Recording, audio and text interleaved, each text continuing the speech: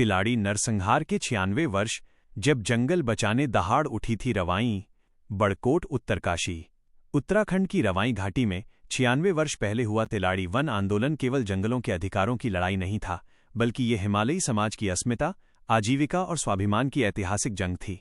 30 मई 1930 उत्तराखंड के इतिहास, तत्कालीन टिहरी रियासत का वो रक्त रंजित अध्याय है जिसे पहाड़ का जलियांवाला बाग कहा जाता है।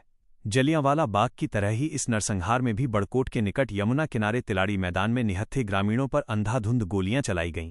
इस क्रूर घटना को टिहरी रियासत के दीवान चक्रधर जुयाल द्वारा अंजाम दिया गया। ये घटना बताती है कि जब जनता के प्राकृतिक अधिकार छीने जाते हैं तो प्रतिरोध की चिंगारी एक बड़े आंदोलन में बदल जाती है।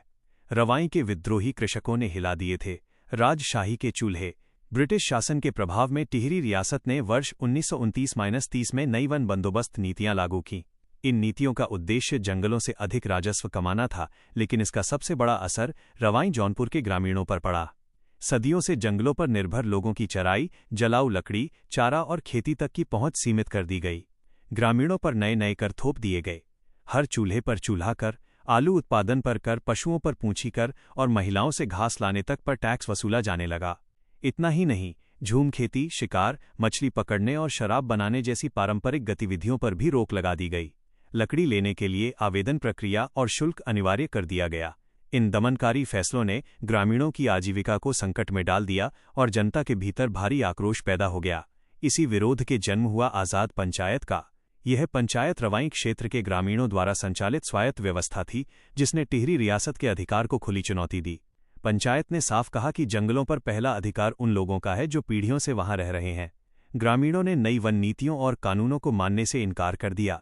रियासत ने आंदोलन दबाने के लिए मुकदमे चलाए, गिरफ्तारियां की और कई जगह गोलियां तक चलाईं, लेकिन इससे आंदोलन और तेज हो गया। 30 मई 1930 को तिलाड़ी मैदान में हजारों ग्रामीण शांतिपूर्ण सभा के लिए एकत्र हुए। सभा में बच्चे, महिलाएं, बुजुर्ग और युवा बड़ी संख्या में शामिल थे। उनकी मांग थी कि अन्यायपूर्ण कर समाप्त किए जाएं, चराई के अधिकार बहाल हों, कुली बेगार खत्म की जाए और जंगलों से जुड़े पारंपरिक अधिकार लौटाए जाएं। लेकिन जनता की आवाज सुनने के बजाय रियासत के दीवान चक्रधर जुयाल और डीएफओ पद्मदत्त रतूड़ी ने दमन का रास्ता चुना। तिलाड़ी मैदान को 3 ओर से सेना ने घेर लिया, जबकि चौथी ओर यमुना नदी थी। अचानक गोलियों की बौछार शुरू हो गई।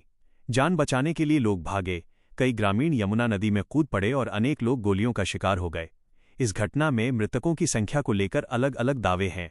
सरकारी रिकॉर्ड में संख्या कम बताई गई, जबकि कई स्रोतों में सैकड़ों लोगों के मारे जाने का उल्लेख मिलता है। गढ़वाली साप्ताहिक के अनुसार 100 से अधिक गोलियां चलाई गई थीं। इस आंदोलन और नरसंहार को जनता तक पहुंचाने में एक समाचार पत्र ने अहम भूमिका निभाई। संपादक ने नजरबंद और जेल का सामना करने के बावजूद ग्रामीणों की आवाज बुलंद की। इसी वजह से तिलाड़ी आंदोलन पूरे उत्तराखंड में जन प्रतिरोध का प्रतीक बन गया। लगातार विरोध और जनता के दबाव के आगे आखिरकार टिहरी रियासत को झुकना पड़ा।